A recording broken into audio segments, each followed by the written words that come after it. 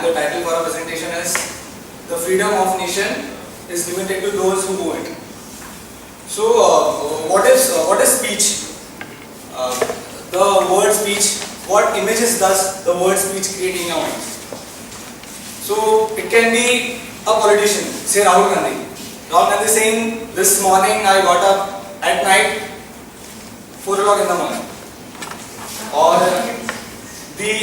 the greatest level speech by the greatest Sachin Ramesh Tendulkar. And Bala Saheb Thapar actually quoted why few people need to be eliminated from the geographical boundaries of Maharashtra. Or Jawaharlal Nehru on that divine morning. Yeah, that's a speech. My brothers and sisters, Swami Vivekanand.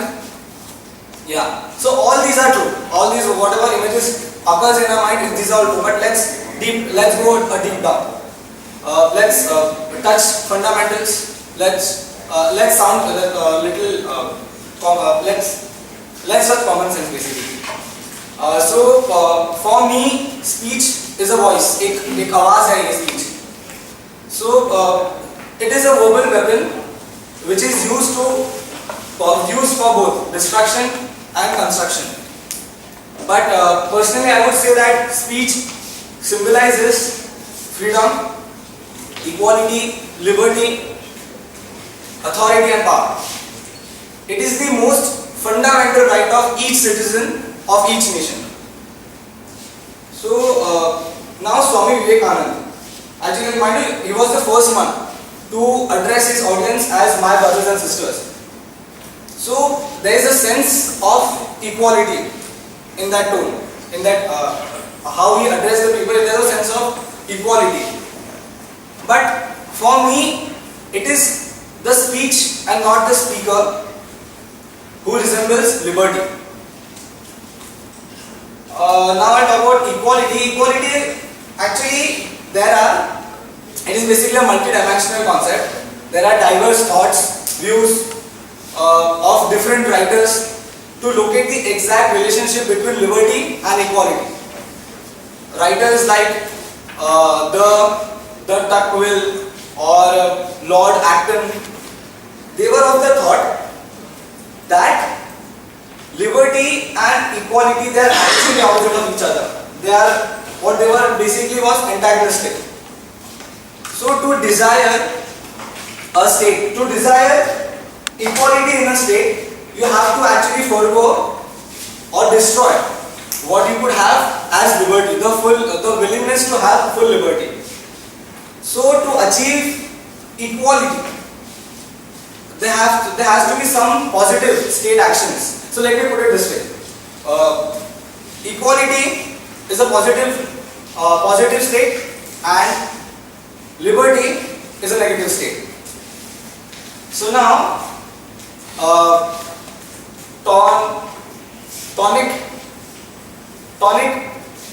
J.H. Tonic, author, he said that equality and liberty, they are basically something which you cannot enjoy at the same time. However, there are elite democratic theories which actually go against, or they actually say that they actually don't follow that equality, the principle of equality. And on the other hand, there are authors like Barker, Maitland, or Rousseau, Laskin. They are of the view that equality and liberty are both complementary to each other. They have a common end. So Tony also said that the promotion of the values of personalities and at the same time the free will of developing the capabilities was necessary. So basically what he meant was none of these, liberty and equality, can be enjoyed in isolation. So then I come to Hobhouse, L.T. Hobhouse. LTO said that equality, if there is equality, no, he said that if there is liberty without equality, it is actually a high pitched sound phrase with basically solid results. So liberty lies in equality, and he said that if there is liberty without equality, it basically degenerates into license, and equality without liberty, it actually lapses into uniformity.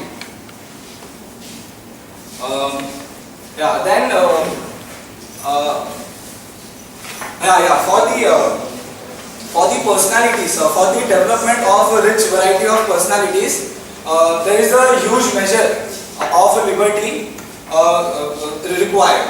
So for this process, actually we forbid the attempt to impose debt levels for economical and social equalities. So if there is no equality and liberty exists, is basically hollow, and vice versa, it becomes useless. This is meaningless. So in today's world, in this age of democracy, what I can say is the voting power is the most powerful weapon in the hands of the electorate. So to protect this power, there has to be economic equality. So, it is very essential to have economic equality. Otherwise, people who are very powerful economically, they will use their economic resources to gain political power. And I mind you that political power will be absolute mockery if there is no economic equality. So therefore, many democratic constitutions, they imposed equality and liberty in their constitution, because it is the most essential part for a human being to exist. So liberty without equality is narrow, and equality without liberty is monotonous. So now I will ask you the same question: what is speech? I'll put it delicately. When a child is born, he learns to speak, but down the line he learns to unlearn the same thing. This may be due to socio-economic or political circumstances. So this leads us to define what is class.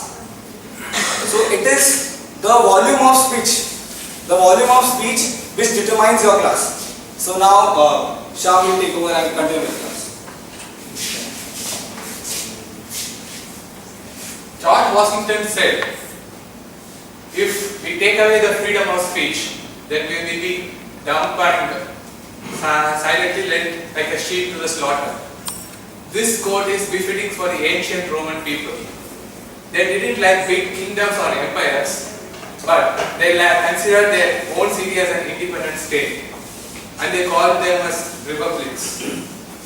So, for the citizenship of such a state is obtained by the birth in a Roman family or by the manumission of the slavery, and the social structure is defined by the economic standing of an individual or the family.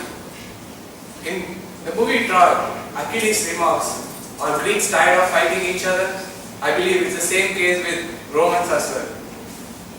They might be fighting with their neighboring city-states, countries in and around the Mediterranean Sea.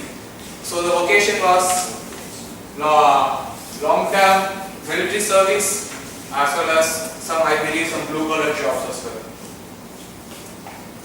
If you take the plight of the women and the slaves during that time, it was worse.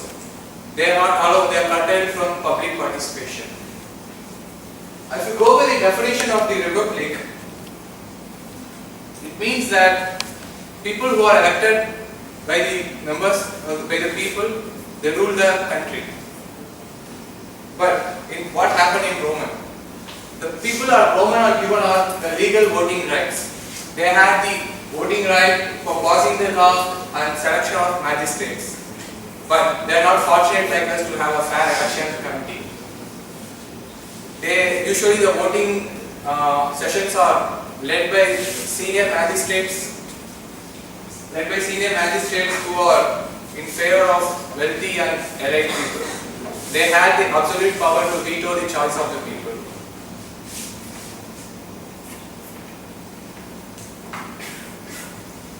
And the senators and the magistrates who formed the state, they hailed from the rich and the entrenched families of the Rome.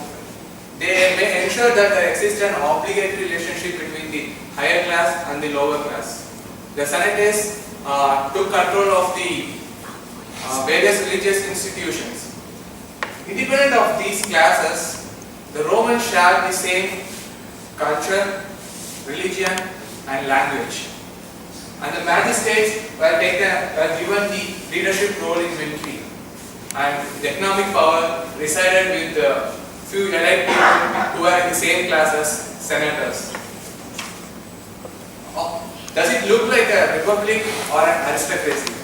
All of this is done by the speech, power of speech. The freedom of speech has been completely taken away from the people. Only the elites are entitled to the public speaking. The senators, magistrates, and people got together and they discussed about the issues and the laws, but the people are not allowed to talk. They didn't have a voice there.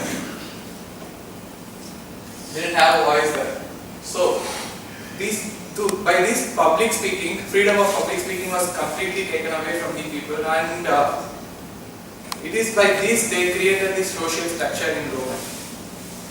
They used rhetoric to suppress the people. They used rhetoric to frame the issues in a way that normal people can't understand. They used rhetoric to perpetuate the traditional hierarchies. And the magistrates and the military leaders, they used rhetoric to get unquestionable obedience from the people, from the military officers. We have choices. We make decisions, and sometimes those decisions will land us in an incomprehensible situation. We will feel alienated. Likewise, the Romans, they had the choice. They thought they were part of the system. They thought they had the choice of selecting the people, passing the law. But within their own system, they feel alienated. As we have analyzed the dialectical analysis of the ancient Rome, now let's do analysis of one of the most contemporary democracy.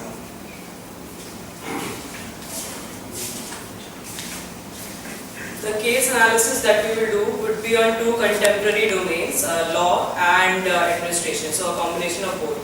So today, coincidentally today is American Independence Day, and we have taken up USA as an example. So United States is the world's oldest democracy. Independence was established in 1776, a Declaration of Independence was signed. And we would like to highlight the hypocrisy of that democracy that has continued since then, and still continues, probably in a different form than then, but still continues. So women got the power to vote in 1920. The independence was established in 1776. Women got the power to vote in 1920. Apartheid was practiced as late as 1964. Till 1865, slavery was legal in the United States.